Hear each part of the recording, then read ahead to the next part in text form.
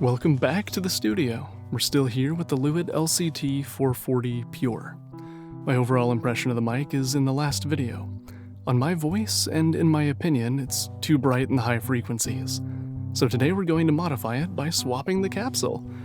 Here it is, an Arienne Audio K47. It's a replica of a vintage Neumann U47 capsule, and has had rave reviews from the audio experts on Group DIY. This particular unit is on the darker side of an accurate K47. I know that because the maker keeps detailed records and is impressively forthcoming with information. Well, let's do this. Since the iron is... It's not really on, it's not plugged in. On the modded mic now, I left the rest of the circuit untouched for comparison's sake and kept the stock capsule in case I need it in the future. The Lewitt's self-noise is only 7 dB A-weighted, and the body is well engineered. It should be great as is, without any additional mods. Caution! Remember not to inhale the fumes of the solder, as it is detrimental to human health. Well, at least the good stuff is. And here it is, reassembled. You can see the difference from green to gray-blue.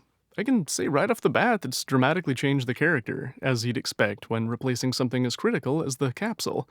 It can make or break a mic, and is the single biggest determining factor in how it ends up sounding. To quote Mark Yoshimoto Nemkov, "The heart of a microphone is the circuit, but the soul of a microphone is the capsule." Vintage Neumann mics have notorious variances in their frequency response, so it's hard to say how a perfect replica capsule would measure. You can get one brighter than this by request. It's a particularly flat example of the K47. Compared to the stock Lewitt, the mic now has a more prominent low and mid-range, not from being boosted, but because the high end has been tamed. That was my goal, and it's been achieved. You hear that? Oh, I love it. Let's compare it, stock versus modded, with no EQ and minimal processing. Here's a poem from 1912. Behind a Wall by Amy Lowell. I own a solace shut within my heart, a garden full of many a quaint delight, and warm with drowsy poppied sunshine bright, flaming with lilies out of whose cups dart shining things with powdered wings. Here terrace sinks to terrace, arbors close the ends of dreaming paths, a wanton wind jostles the half-ripe pears, and then, unkind, tumbles a slumber in a pillar rose, with content, grown indolent. By night, my garden is o'erhung with gems fixed in an onyx setting. Fireflies flicker their lanterns in my dazzled eyes. In serried rows, I guess the straight, stiff stems of hollyhocks against the rocks.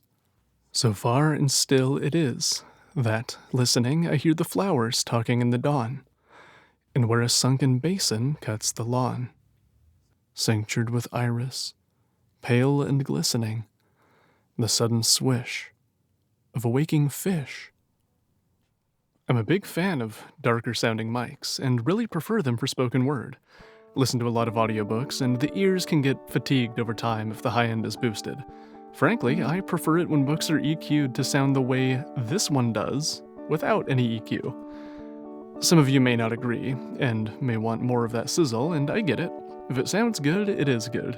Do what's best for you. This new capsule is my cup of tea. I find it rather pleasant to listen to. I could be listening to something right now, and you'd never know. It was the worst of times. It was the worst of times. For the singing tests, I tried to do it the same way twice for comparison. I'll use more effects like compression and reverb, but the same on both, and still no EQ. I'm all written out. These joys I feel inside are not my own. All my self-doubt, I called myself out and knew it must be wrong. These wasted days, the lies vowed to keep, I'll never tell. what really matters? And how do you do this all too well? Singing is more of a toss-up. I loved the modded mic, but the original held its own, and vocals would stand out in busier arrangements. Arienne has very high quality standards and no tolerance for anything out of spec. You should check out the active thread where she shows the products being tested and refined every step of the way. Techniques, materials, prototypes, problems, and more are all discussed. The attention to detail is amazing, and she's one of the capsule makers today with the greatest transparency to the whole process. I'm not being paid to review or say any of this. You should buy one. I just really appreciate the effort that goes into making these capsules available. Buy it now. She has other capsules too, as well as high-end Polish transformers. I didn't even know I wanted that. Do it. The K47 will stay in this mic. It pairs well and gives me the sound I was looking for. I still like the Lewitt capsule, and it just might fit for the next mic that I'm working on, which is a more extensive project. But for that, you'll need to wait for the next video. See you then.